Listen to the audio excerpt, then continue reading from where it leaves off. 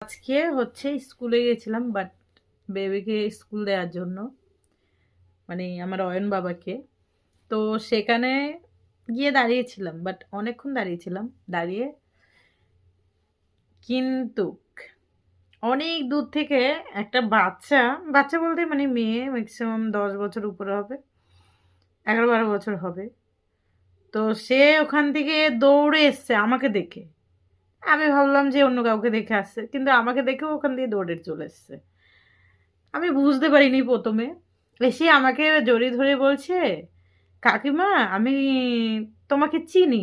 তো আমি বলছি, কেন আমাকে চেনো মানে, কোথায় বসে দেখেছো? বলছে, আমি তোমার ভিডিও দেখি সব সময়, আমার ভালো লাগে, আমি তোমার ভিডিও দেখতে পছন্দ করি। তুমি ভিডিও বানাও না? হ্যাঁ। আমি বলছি, হ্যাঁ বানাই তো। বলছি, হ্যাঁ আমি তোমাকে চিনি, তোমার ভিডিও মানে ভিডিও দেখি আমি সব সময়। বাস, আমি সত্যি খুবই মানে শুনে খুবই খুবই ভালো লাগলো আমার। যেহেতু ছোট্ট একটা মানুষ আমার ভিডিও দেখে, বাট ওরও ভালো লেগেছে।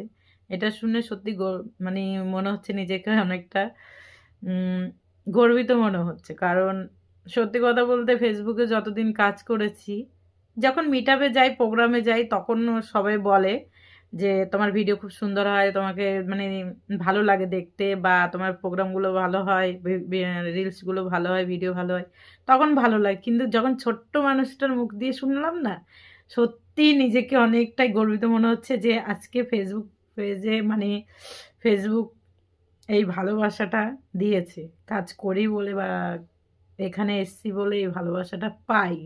এবং অনেক জায়গায় গেলেই পাই, কিন্তু ছোট্ট মানুষটার মুখ দিয়ে শুনে অনেকটাই ভালো লেগেছে। সত্যি কথা বলতে অনেকটাই মানে আমি খুশি হয়েছি কথাটা শুনে ওর মুখ থেকে। যখন এসে জড়িয়ে ধরেছে, তখন তো আমার খুবই ভালো লেগেছে। মানে এত সুন্দর, কি বলবো। তাকে আমি ধরে একটা হাম্পি খেলাম গালে।